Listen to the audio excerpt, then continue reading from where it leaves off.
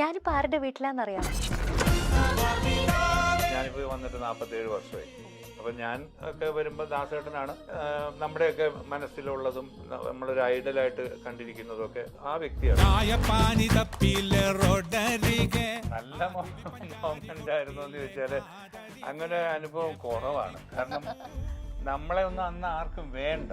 അപ്പം പാടിയിട്ട് പോട്ടെ എന്നുള്ള രീതിയിലായിരിക്കും നമ്മളെ കൈകാര്യം ചെയ്യുന്നത്. എന്നെ സംബന്ധിച്ചിടത്തോളം ഈ 47 വർഷമായിട്ട് ഞാൻ ഈ രംഗത്തുണ്ടെങ്കിൽ അത് എൻ്റെ പ്രയത്നം കൊണ്ട് തന്നെയാണ്. കാരണം വെച്ചാൽ വേറെ ഒന്നുമല്ല, ഒരാൾ പോലും നന്നായിട്ട് പാടും എന്ന് പറയാൻ ആരും ഉണ്ടായിരുന്നില്ല. അപ്പോ കൈകൊട്ടി പാടാൻ വരവേറ്റിടാം.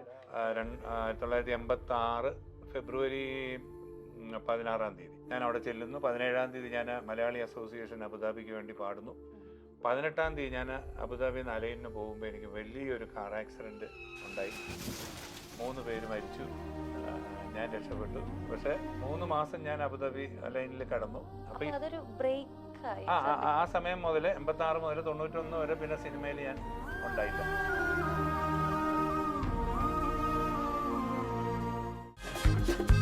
ഇഞ്ചി മൈ മീൽ പാർട്ട്ണർ.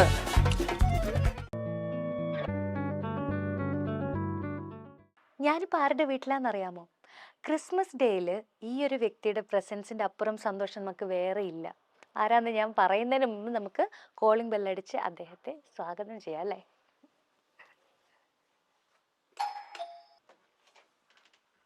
നമസ്കാരം സർ.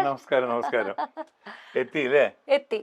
പിന്നെ പ്രേക്ഷകർക്ക് വേണ്ടി ഞാനൊന്ന് പറയട്ടെ. അപ്പോൾ KG മാർക്കോസ് സാറിന്റെ വീട്ടിലാണ് നമ്മൾ ഉള്ളത്. അപ്പോൾ ക്രിസ്മസ് വിശേഷം സാറുമായിട്ട് പങ്കുവെക്കാനും സാറിന്റെ ഹോം ടൂർ ഒന്ന് ഞങ്ങളുടെ ഈ മനോഹരമായ ഭവനം ഒന്ന് കാണാനും വേണ്ടിയിട്ടാണ് ഇന്നത്തെ ഈ ഒരു എപ്പിസോഡ്. മൈൽ സ്റ്റോൺ മേക്കേഴ്സിന്റെ ക്രിസ്മസ് സ്പെഷ്യൽ എപ്പിസോഡിന് സാറിന്റെ ഞങ്ങൾ വെൽക്കം ചെയ്യുകയാണ്. അപ്പോൾ ഇന്നത്തെ ഈ ഒരു ഡേയിൽ ഞങ്ങൾക്ക് സാറിൻ്റെ പ്രസൻസ് ആണ് അത്രയും ഈ ഒരു ക്രിസ്മസ് ഡേനെ സ്പെഷ്യൽ ആക്കുന്നതെന്ന് ഞാൻ വിശ്വസിക്കുകയാണ്. പിന്നെ ഒരു പാട്ടുകാരി എന്നുള്ള രീതിയിൽ സാറിൻ്റെ ഒരു ഇൻ്റർവ്യൂ വേണമെന്ന് മൈൽ സ്റ്റോൺ മേക്കേഴ്സ് എൻ്റെ അടുത്ത് പറഞ്ഞപ്പോൾ ഞാൻ ഒന്നും ചിന്തിച്ചില്ല. കാരണം എനിക്ക് അതിൽ കൂടുതൽ വലിയൊരു അവസരം വേറെ കിട്ടാനില്ല ഈ ഒരു ദിവസത്തിൽ. ഞാനും സ്റ്റേജ് പ്രോഗ്രാംസ് ചെയ്യാറുണ്ട്. അപ്പോൾ ഞങ്ങൾ ഏത് പ്രോഗ്രാംസ് എവിടെ തുടങ്ങുന്നുണ്ടെങ്കിലും സാറിൻ്റെ പാട്ട് ഇല്ലാതെ ഞങ്ങൾ തുടങ്ങാറില്ല. ഇസ്രായേലിൻ നാഥനായി. 47 വർഷമായിട്ട് സംഗീത രംഗത്ത് ഞാനുണ്ട്. നിങ്ങളൊക്കെ എൻ്റെ എന്താ പറയുക കൊച്ചനിയത്തിമാരാണ്. ഞാൻ മോളെ കണ്ടിട്ടുണ്ട്. എനിക്ക് തോന്നുന്നു ഏതൊക്കെയോ മത്സരങ്ങളിലൊക്കെ ഞാൻ കണ്ടിട്ടുണ്ട്. അപ്പൊ ഇവിടെ എറണാകുളത്ത് ഉണ്ടെന്നുള്ളത് എനിക്കറിയില്ലായിരുന്നു. അത് ഭയങ്കര ഒരു അതിശയമാണ്. എനിവേ സന്തോഷം. ഈ രംഗത്ത് തന്നെ ഉണ്ട് എന്നറിയുന്നതിൽ ഒരുപാട് സന്തോഷം.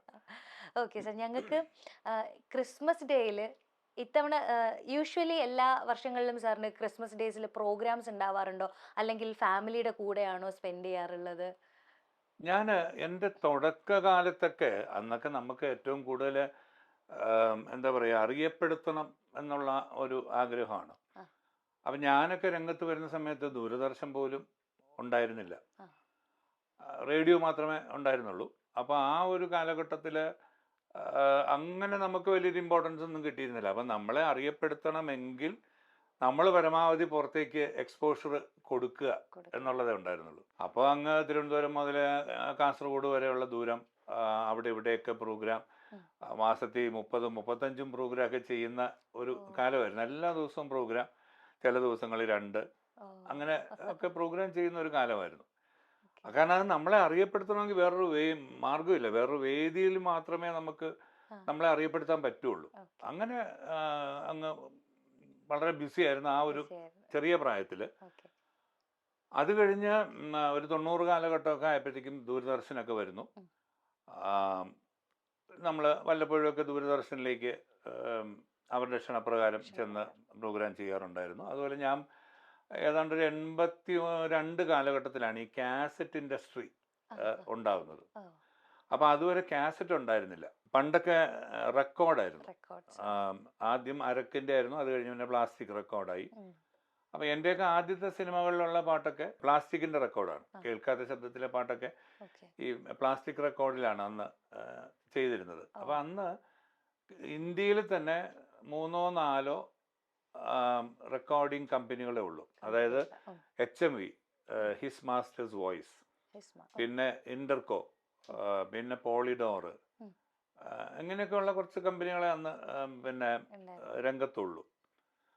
അപ്പം അവർക്കൊക്കെ അവരുടെ പാട്ടുകാരും ഉണ്ട്, അവരുടെ പ്രോജക്ട്സും ഉണ്ട്. അപ്പം നമ്മളെ അങ്ങനെ എപ്പോഴും ഒന്നും അവർ കോണ്ടാക്ട് ചെയ്തിട്ടില്ല. ഇങ്ങനെ വല്ല സിനിമകളുടെ പാട്ടുകൾ അവരെടുക്കുമ്പം നമ്മുടെ പാട്ട് അതിനകത്ത് ഉൾപ്പെടുത്തി റെക്കോർഡായിട്ട് വന്നിട്ടേ ഉള്ളൂ. അപ്പം അങ്ങനെ ഇരിക്കുകയാണ് 82 ആദ്യമായിട്ട് കാസറ്റ് എന്ന് പറയുന്ന ഒരു സംഭവം മറ്റ് ഗായകർക്ക് പ്രയോജനപ്പെടുന്ന രീതിയിൽ വന്നത്. കാരണം തരംഗിണി എന്ന് പറയുന്ന പ്രസ്ഥാനം ഉണ്ടാകുന്നത് 78 നമ്മുടെ പ്രിയപ്പെട്ട ദാസേട്ടൻ്റെ തരംഗിണി. അപ്പോൾ ആ തരംഗിണിയിലൂടെയാണ് ആദ്യകാലങ്ങളിൽ ക്രിസ്തീയ ഭക്തിഗാനങ്ങൾ, മാപ്പിളപ്പാട്ടുകൾ, ഓണപ്പാട്ടുകൾ, ഇങ്ങനെ ഓരോന്ന് വെറൈറ്റീസ് വരാൻ തുടങ്ങി. പക്ഷെ അപ്പോഴും ഈ പറഞ്ഞ പോലെ തരംഗിണി സ്റ്റുഡിയോയിൽ യേശുദാസിന് മാത്രമേ അവസരങ്ങളുള്ളൂ. അപ്പം നമുക്കൊന്നും അന്ന് അവസരം ഇല്ല. അപ്പം അങ്ങനെ ഇരിക്കുമ്പോഴാണ് കുറച്ച് ആൾക്കാർ ചേർന്നിട്ട് നമുക്ക് എന്തുകൊണ്ടൊരു കാസറ്റ് കമ്പനി ആരംഭിച്ചുകൂടാ എന്ന് പറഞ്ഞിവർ വരുന്നു. അപ്പോൾ ആ സമയത്ത് ഞാൻ അത്യാവശ്യം പേരെടുത്ത് വരുന്ന ഒരു സമയമാണ്. അപ്പോൾ അവരെന്നെ സമീപിക്കുന്നു. അങ്ങനെ ഞാൻ അവർക്ക് വേണ്ടിയിട്ട് പാടാൻ തുടങ്ങി. അങ്ങനെയാണ് ഈ 82 ആദ്യമായിട്ട് ഈ കാസറ്റ് കമ്പനികൾക്ക് വേണ്ടി ഞാൻ പാടി തുടങ്ങിയത്. ഞങ്ങൾക്ക് സാറിന്റെ ഈ മനോഹര ഭവനം കൂടെ കണ്ടുകൊണ്ട് ഞങ്ങൾക്ക് സംസാരിക്കണമെന്നുണ്ടായിരുന്നു. ആയിക്കോട്ടെ, എന്താ സന്തോഷം. ഇവിടെ താമസം ഇപ്പൊ ഞാനും എൻ്റെ ഭാര്യയും എൻ്റെ മക്കളെന്ന് പറയാനുണ്ട്. കാരണം മൂത്ത മോനും ഇളയ മോളും ഇവിടെ എൻ്റെ കൂടെ ഉണ്ട്. മൂത്ത മോന് ഇവിടെ കിഴക്കമ്പലം എന്ന് പറയും, ഇവിടുന്ന് ഒരു 5-6 കിലോമീറ്ററിനപ്പുറം സമരിട്ടൻ എന്ന് പറഞ്ഞൊരു ഹോസ്പിറ്റലുണ്ട്, ഗുഡ് സമരിട്ടൻ എന്ന് പറയുന്ന. അപ്പോൾ ആ സമരിട്ടൻ ഹോസ്പിറ്റലിലെ ഡോക്ടറാണ് അയാൾ, മൂത്ത മോന്. രണ്ടാമത്തെ മോൻ ഒരു 7 വർഷമായിട്ട് കോഴിക്കോടായിരുന്നു. അദ്ദേഹം ആർക്കിടെക്റ്റാണ്. അപ്പോൾ അദ്ദേഹം വല്ലപ്പോഴുമൊക്കെ ഇങ്ങനെ വരാറുള്ളൂ. എൻ്റെ ആദ്യകാലം പോലെയാണ്, പുള്ളി വല്ലപ്പോഴൊക്കെയാണ് വരുന്നത്. പിന്നെ ഇളയ മകള്, അവൾ അഡ്വക്കേറ്റ് ആണ്, ഹൈക്കോടതിയിലെ അഡ്വക്കേറ്റ് ആണ്. അപ്പോൾ പുള്ളിക്കാരിയും മൂത്ത മോനുമാണ് എൻ്റെ കൂടെ ഇവിടെ ഇപ്പോൾ ഉള്ളത്. പിന്നെ വൈഫുണ്ട്. വൈഫ് ഈ പറഞ്ഞ ഹൗസ് വൈഫാണ്, അത് കാരണം ഫുൾ ടൈം ഇവിടെ തന്നെ ഉണ്ട്. അപ്പൊ മക്കളാരും സാറിന്റെ പാത പിന്തുടർന്നില്ലേ? മക്കള് പിന്തുടർന്നു, അല്ലെങ്കിൽ ഞാൻ പിന്തുടരാനായിട്ട് ശ്രമിച്ചിരുന്നു ആദ്യകാലങ്ങളിൽ. അതായത് ഒരു 2ാം ക്ലാസ്സിലൊക്കെ പഠിക്കുമ്പോൾ, ഒരു 8 വയസ്സിലൊക്കെ ഞാൻ മ്യൂസിക് പഠിപ്പിക്കാൻ തുടങ്ങിയിരുന്നു. കാരണം അന്ന് അവർക്ക് പ്രത്യേകിച്ച് ഇങ്ങോട്ട് നമ്മളോടൊന്നും പറയാൻ പറ്റത്തില്ലല്ലോ. അപ്പം നമ്മൾ അങ്ങോട്ട് പറഞ്ഞ് ഒരു ടീച്ചറിനെയൊക്കെ ഏർപ്പാട് ചെയ്ത് വീട്ടിൽ വന്നിരുന്ന് പഠിപ്പിക്കുമായിരുന്നു. അങ്ങനെ 10ാം ക്ലാസ് വരെ രണ്ടുപേരും പഠിച്ചു, മൂത്ത രണ്ടുപേരും. പിന്നീട് അവരുടെ taste music full time music എന്നുള്ളതല്ല. അപ്പൊ പിന്നെ ഞാൻ അതിന് നിർബന്ധിച്ചില്ല. കാരണം ഇനി ഞാൻ ഇതും മാറി, കാലവും മാറി വരുന്നു. ഇപ്പൊ ഞാനൊക്കെ വരുന്ന സമയത്ത്, ഞാനിപ്പോ വന്നിട്ട് 47 വർഷമായി.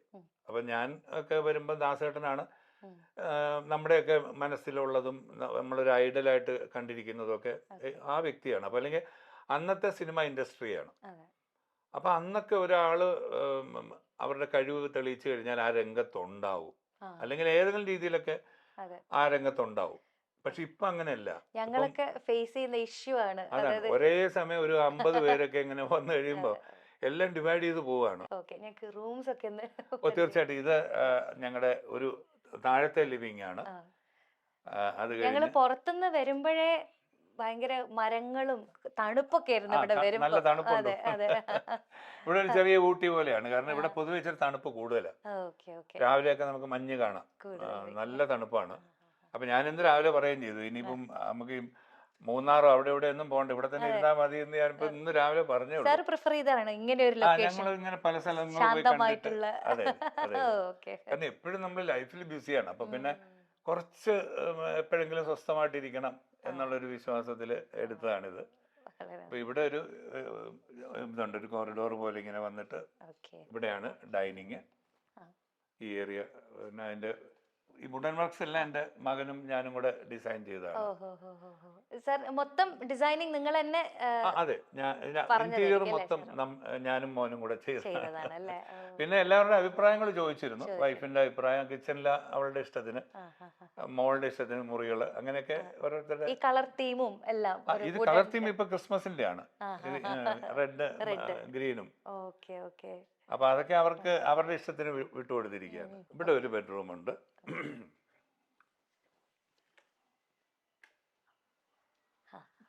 അതിൻ്റെ ഒരു അറ്റാച്ച്ഡ് ബാത്റൂം ഉണ്ട് ഇവിടെ. ഓക്കെ.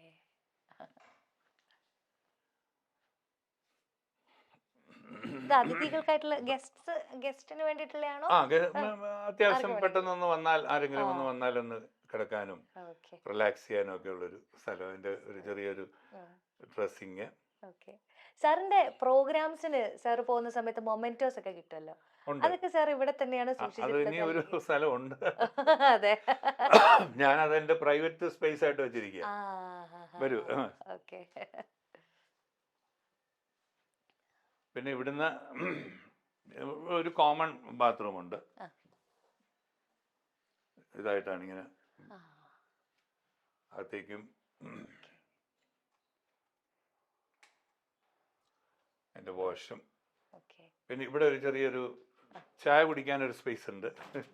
ഓക്കെ. വൈകുന്നേരങ്ങളിലൊക്കെ അല്ലേ സംസാരിച്ചുകൊണ്ട് നേരം ഞങ്ങൾ തുണി ഉണക്കാനൊക്കെ ഇട്ടിരിക്കുന്ന സ്ഥലമാണ്. ഭയങ്കര പീസ്ഫുൾ ആയിരിക്കും അല്ലേ? ഒരു ശല്യമില്ല, ശബ്ദമില്ല, വണ്ടികളില്ല. അത് കാരണം സെപ്പറേറ്റ് ഒരു വില്ല പ്രോജക്റ്റ് ഏരിയ ആയതുകൊണ്ട് ഇതിനകത്തേക്ക് വേറെ വണ്ടികളൊന്നും ഗേറ്റ് കടന്നു വരത്തില്ല. അപ്പൊ അല്ലെങ്കിൽ നമ്മൾ പറഞ്ഞാൽ മാത്രമേ അവർ കയറ്റി വിടുള്ളൂ. സാറിന് അങ്ങനെ ഇപ്പൊ വെറുതെ ഇരിക്കാനും അല്ലെങ്കിൽ പാട്ട് കേൾക്കാൻ അങ്ങനെയൊക്കെ ഉണ്ട്. ആഗ്രഹങ്ങൾ എപ്പോഴും ഉണ്ടാവില്ല. കാരണം നമ്മൾ സ്വസ്ഥമായിട്ടിരുന്ന് കേൾക്കുന്നതും ഒരു ബഹളത്തിനിടയിൽ ഇരുന്ന് കേൾക്കുന്നതും തമ്മിൽ വ്യത്യാസമുണ്ട്. പ്രത്യേകിച്ച് കോഡ്സ് ഒക്കെ നമുക്ക് കേൾക്കാനൊക്കെ ആണെങ്കിൽ ശബ്ദമില്ലാത്തൊരു ഏരിയയിൽ ഇരിക്കുമ്പോഴാണ് കൃത്യമായിട്ട് അതിനകത്തേക്ക് നമുക്കൊന്ന് ഇൻവോൾവ് ആകാൻ പറ്റുന്നത്. പിന്നെ നമ്മളൊരു ഒരു കൊട്ടത്താപ്പിന് ഇങ്ങനെ പഠിച്ചൊന്ന് വെക്കുമെന്ന് മാത്രമേ ഉള്ളൂ. ഇതൊരു പ്രയർ ഏരിയ ആണ്.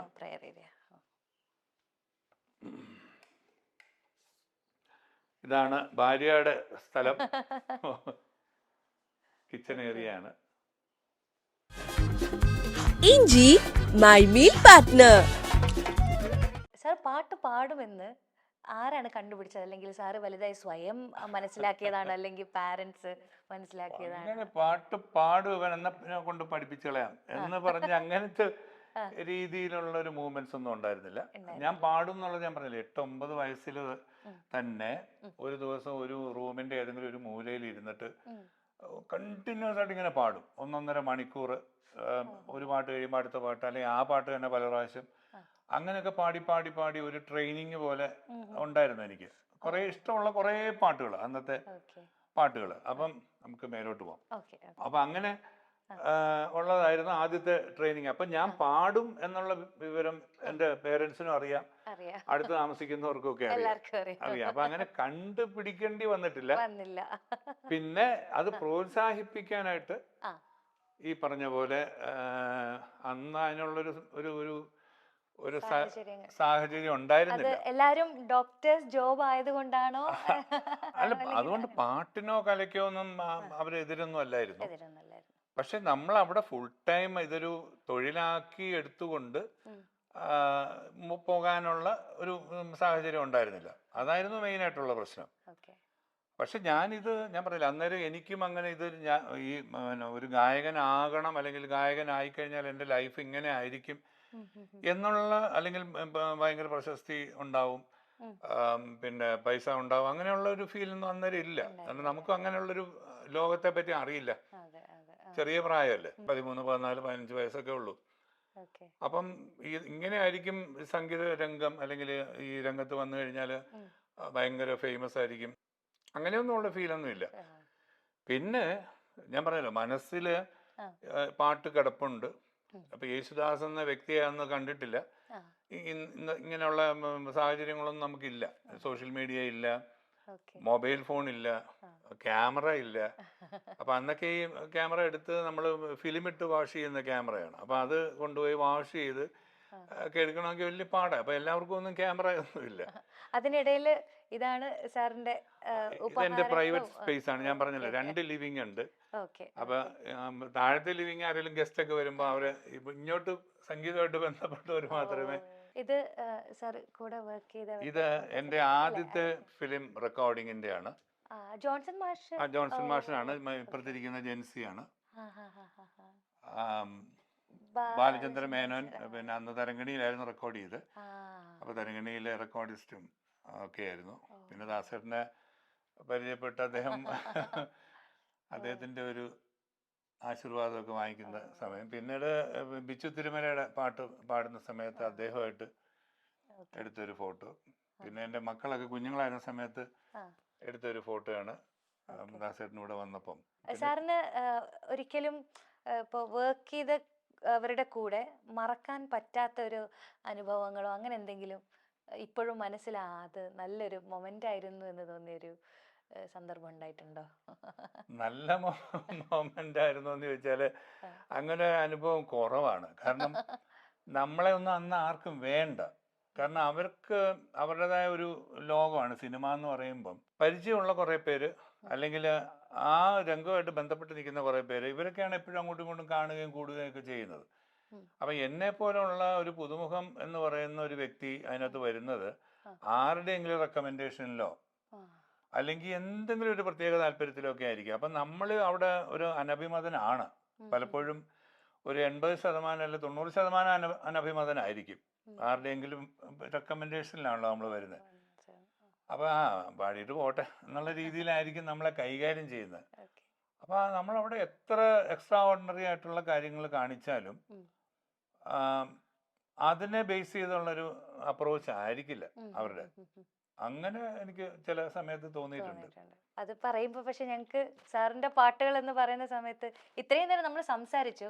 അപ്പൊ ഇന്നും മലയാളികൾ ഇഷ്ടപ്പെടുന്ന ഇസ്രായേലിൻ നാഥനായി വാഴും എന്ന് പറഞ്ഞിട്ടുള്ള ഒരു പാട്ട് ഞങ്ങൾക്ക് തീർച്ചയായിട്ടും ഒരുപാട് പാട്ടുകൾ മലയാളിക്ക് അറിയുന്ന ഒരുപാട് പാട്ടുകളുണ്ട്. പക്ഷെ ഞാൻ നേരത്തെ പറഞ്ഞ പോലെ ഇപ്പം മോള് ചോദിച്ച പോലെ നമുക്കൊരു ഒരു പ്രത്യേക ഒരു സന്ദർഭത്തെ പറ്റി എടുത്തു പറയാനായിട്ട് സാധിച്ചിട്ടില്ല. കാരണം സാധിക്കുന്നില്ല. കാരണം എന്നെ കൊണ്ട് പാടിച്ചവരായാലും സംഗീത സംവിധായകരുടെ കാര്യമായാലും ശരി, നമ്മുടെ പ്രൊഡ്യൂസർമാരുടെ കാര്യമായാലും ശരി, ആരും ഇവൻ കൊള്ളാം, നന്നായിട്ട് പാടുന്നുണ്ട്, ഇവനെ കൊണ്ട് നമുക്ക് പാടിക്കാം എന്ന ഒരു രീതിയിലുള്ള ഒരു അപ്രോച്ച് ഇന്ന് വരെ അങ്ങനെ ആരും പറഞ്ഞിട്ടില്ല. കുഴപ്പമില്ല, പാടും. ഞാനിപ്പോൾ അഹങ്കാരം പറയല്ല, എന്നെ കൊണ്ട് പാടിച്ചവർ പോലും പിന്നീട് അങ്ങനെ പാടിച്ചിട്ടില്ല.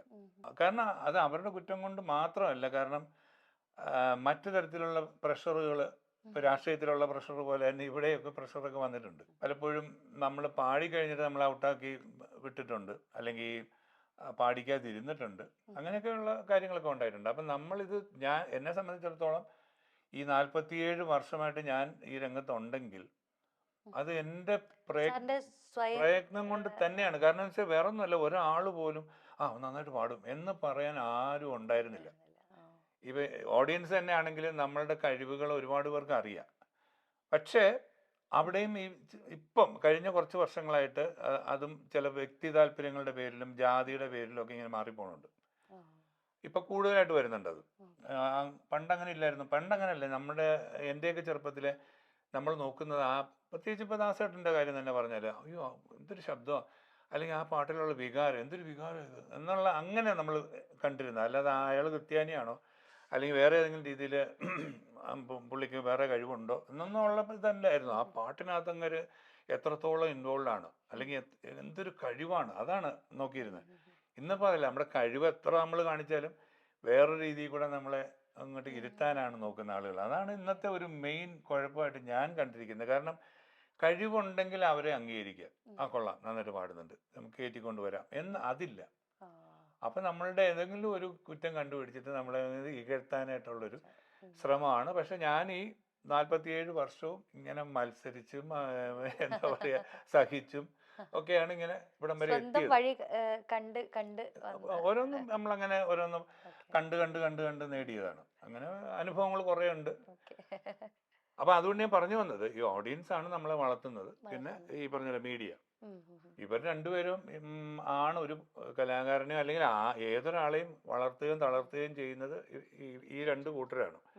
അപ്പൊ അവരുടെ സപ്പോർട്ടാണ് നമുക്ക് വേണ്ടത്. അതെനിക്ക് ഒരു 50-50 വെച്ച് വേണമെങ്കിൽ പറയാം, ഉണ്ട്, ഇല്ല എന്ന് പറയാൻ പറ്റത്തില്ല. അപ്പൊ തീർച്ചയായിട്ടും ഈ 47 വർഷത്തിനിടയ്ക്ക് 25 വർഷം നിലനിന്ന ഒരു പാട്ടാണ്. ഞാൻ പാടിയ പല പാട്ടുകളും ആളുകൾക്ക് ഇപ്പോഴും അറിയാം. ഇപ്പം കേൾക്കാത്ത ശബ്ദത്തിലെ കന്നിപ്പൂമാനം, അത് 81 പാടിയതാ. പൂമാനമേ, അതും 86 പാടിയതാ. ഇന്നും ആളുകൾക്ക് അറിയാം. അപ്പൊ 2000 പാടിയ ഇസ്രായേൽ നാഥന്റെ സിൽവർ ജൂബിലി ആണ് ഈ വർഷം.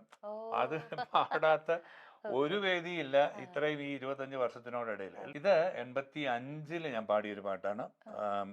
പൂമാനമേ എന്നുള്ള പാട്ട് ശ്യാം സാറിന്റെ നേരത്തെ ഞാനൊരു ചിത്രത്തിന് വേണ്ടി പാടിയിരുന്നു. അതായത് സന്ധ്യയ്ക്ക് എന്തിനു സിന്ദൂരം.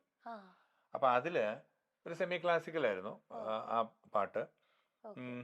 അതായത് അതിലെ കഥാപാത്രം അതായത് കുഞ്ഞായിരുന്ന സമയത്ത് പാടുന്ന ഒരു പാട്ട്, പിന്നെ മധ്യ വയസ്സിൽ പാടുന്നൊരു പാട്ട്, പിന്നെ പ്രായമായതിനു ശേഷം പാടുന്ന ഒരു പാട്ട് എന്നുള്ള രീതിയിലാണ് ഈ ഒരു പാട്ട്. അപ്പൊ ഈ കുഞ്ഞു വയസ്സിൽ പാടിയേക്കുന്ന ഒരു 8 വയസ്സ് 10 വയസ്സുള്ള ആ ഒരു ബാലനായിട്ട് കാണിക്കുമ്പോൾ ജാനകിയമ്മയുടെ ശബ്ദമാണ്. മധ്യ വയസ്സിലായിരുന്നു എൻ്റെ പാട്ട് ഉദ്ദേശിച്ചത്. പിന്നെ പ്രായം ആയ ആളിന്റെ പാട്ടെന്നുള്ള രീതിയിൽ ബാലമുരളികൃഷ്ണ സാറായിരുന്നു. അപ്പം ജാനകിയമ്മയുടെയും ബാലമുരളികൃഷ്ണ സാറിന്റെയും പാട്ടുകൾ സിനിമയിൽ വന്നു. എന്റെ പാട്ട് പക്ഷെ സിനിമയിൽ വന്നില്ല. എന്റെ തുടക്കം ഇങ്ങനെയായിരുന്നു. മനസ്സിൻ ആരോഹണം കണിക്കൊന്ന കൊമ്പത്തെ പൊന്നിൻ കിങ്ങിണി കിരുകിരം തരിച്ചു പൂന്തേൻ വാർന്നു പൂമാതിൻ നടനത്തിൻ ലയമുണർന്നു മനസ്സിൻ ആരോഹണം മനസ്സിൻ ആരോഹണം. അതായത് ആദ്യം ഞാൻ ശ്യാം സാറിന് വേണ്ടി പാടിയത്. അത് കഴിഞ്ഞ് പിന്നെ പാടുന്ന ഒരു പാട്ടാണ് ഈ പൂമാനമേ. ഇത് 85 എനിക്ക് ഒന്ന് അവസാനം മറ്റോ പാടിയതാണ്. അപ്പൊ ഈ പാട്ടിനെ പറ്റി ആലോചിക്കുമ്പോൾ എനിക്ക് 2 വികാരം വരും. അതായത് വേറൊന്നുമല്ല, ഈ പാട്ട് പാടിയപ്പോൾ എനിക്ക് സന്തോഷമായിരുന്നു. എന്ന് വെച്ചാൽ ശ്യാം സാറിന്റെ മ്യൂസിക്, ശ്യാം സാർ കത്തി നിൽക്കുന്ന സമയം, മമ്മൂട്ടി പുതുതായിട്ട് അവതരിപ്പിക്കുന്ന ഒരു സിനിമയിലെ പുതിയ ഒരു വേഷം, അതായത് കംപ്ലീറ്റ് മൊട്ടയൊക്കെ അടിച്ചിട്ട് ജയിൽ പുള്ളിയായിട്ട് വരുന്ന ഒരു ഇത്. പിന്നെ ജോഷി സാറിന്റെ പടം, അന്ന് ജോഷി സാറിന്റെ പടം എന്നൊക്കെ പറഞ്ഞാൽ ഭയങ്കര പ്രയാസമാണ് നമുക്കൊക്കെ ഒരു എൻട്രി കിട്ടാൻ. വലിയ പ്രോജക്റ്റിന്റെ ഭാഗമാണ്. പിന്നെ ഇതുപോലെ ജൂബിലിയുടെ പടം. അപ്പൊ അങ്ങനെയൊക്കെയുള്ള കുറെ സ്പെഷ്യാലിറ്റി ഈ പാട്ടിനുണ്ടായിരുന്നു. അപ്പൊ എനിക്ക് നല്ലൊരു ബ്രേക്ക് ആയിരിക്കും എന്നൊക്കെ വിചാരിച്ച് പാടി സന്തോഷമായിരുന്നു. പക്ഷെ ഇത് പാടി ഒരു 2-3 മാസം കഴിഞ്ഞ് ഞാൻ അന്ന് ഗൾഫിലെ ഗാനമേള എന്നൊക്കെ പറഞ്ഞാൽ വളരെ റെയറാ. ദാസേട്ടൻ, ജയേട്ടൻ അല്ലെ അങ്ങനെയുള്ള കുറച്ച് ആൾക്കാർക്ക് മാത്രമേ അവസരങ്ങൾ ഉണ്ടായിരുന്നുള്ളൂ. അപ്പൊ എനിക്ക് 5 പ്രോഗ്രാം ചെയ്യാനായിട്ട് UAE എന്ന് പറയുന്നത് 7 സ്റ്റേറ്റ് ആണ്. അപ്പൊ ആ UAEയിൽ 5 പ്രോഗ്രാം. അങ്ങനെ ഞാൻ എൻ്റെ ഓർക്കസ്ട്ര സഹിതം പോകുന്നു. 1986 ഫെബ്രുവരി 16-ാം തീയതി ഞാൻ അവിടെ ചെല്ലുന്നു. 17-ാം തീയതി ഞാൻ മലയാളി അസോസിയേഷൻ അബുദാബിക്ക് വേണ്ടി പാടുന്നു. 18-ാം തീയതി ഞാൻ അബുദാബി അലൈനിന് പോകുമ്പോൾ എനിക്ക് വലിയൊരു കാർ ആക്സിഡന്റ് ഉണ്ടായി. 3 പേര് മരിച്ചു. ഞാൻ രക്ഷപ്പെട്ടു. പക്ഷെ 3 മാസം ഞാൻ അബുദാബി അലൈനിൽ കടന്നു, അൽത്തവാം ഹോസ്പിറ്റലിൽ. ഞാനും എൻ്റെ കൂടെ പാടാൻ വന്ന കുട്ടിയും. അതിൻ്റെ അമ്മ മരിച്ചു, വേറെ 2 പേരും മരിച്ചു. അപ്പൊ അങ്ങനെ ഒരു ട്രാജഡി ഉണ്ടായി ആ സമയത്ത്. അപ്പൊ ആ സമയം മുതൽ 86 മുതൽ 91 വരെ പിന്നെ സിനിമയിൽ ഞാൻ ഉണ്ടായില്ല. 5 വർഷത്തോളം സിനിമയിൽ പാടിയിട്ടില്ല. പക്ഷെ ആ സമയത്ത് കാസറ്റ് വിടാതെ കൊണ്ടു നടന്നു. ഇച്ചിരി നടക്കാനൊക്കെ ബുദ്ധിമുട്ടായിരുന്നു. പക്ഷെ കാസറ്റ് വിട്ടില്ല, കാരണം എറണാകുളം വരെ വന്നാൽ മതിയല്ലോ എന്നുള്ളതുകൊണ്ട് അങ്ങനെ എറണാകുളത്ത് ഞാൻ താമസം ആക്കിയത്. ആ സമയത്ത് ചെന്നൈയിലായിരുന്നു ബാക്കി റെക്കോർഡിങ്സ് കൂടുതലും ചെന്നൈയിലായിരുന്നു. അപ്പം അവിടം വരെ പോയി പാടാനുള്ള ബുദ്ധിമുട്ട് കൊണ്ട് സിനിമ ഒഴിവായി. പിന്നെ സിനിമയിൽ വരുന്നത് 91-ലാണ്. അത് സിദ്ദിഖ് ലാലിന്റെ ഈ ഗോഡ് ഫാദർ എന്ന സിനിമയിലെ മന്ത്രി കൊച്ചമ്മ വരുന്നുണ്ടേ അപ്പോ ഇറോ കൈകൊട്ടിപ്പാടാം വരവേറ്റിടാം വരവേറ്റിടാം ഈ പാട്ടായിരുന്നു. അത് പിന്നെയും പിക്ക് ചെയ്തു. 92-ലൊക്കെ പിന്നെയും മറ്റേ കടലേഴും താണ്ടുന്ന കാറ്റേ കടലോര കാറ്റേ നീ വായോ, അത് ഞാൻ ചിത്രം കൂടെ പാടിയ ഒരു പാട്ടാണ്. കടലോരക്കാറ്റ് സുരേഷ് ഗോപി ആയിരുന്നു. പിന്നെ ഞാനും മിൻമിനിയും കൂടെ പാടിയ ഒരു പാട്ടുണ്ട്. വൃന്ദാവന ഗീതം മൂളി വനികളാടുന്നു വെഞ്ചാമരം വീശി എങ്ങും തെന്നൽ പോകുന്നു. മാന്യന്മാർ എന്ന സിനിമയില് നല്ല പാട്ടും SP വെങ്കടേഷായിരുന്നു ഈ സിനിമയൊക്കെ. പിന്നെ ആ സമയത്ത് പാടിയതാണ് മറ്റേ മോഹൻലാലിന്റെ നാടോടി. താലോലം പൂമ്പൈതലേ താരാട്ടാൻ വാ തെന്നലേ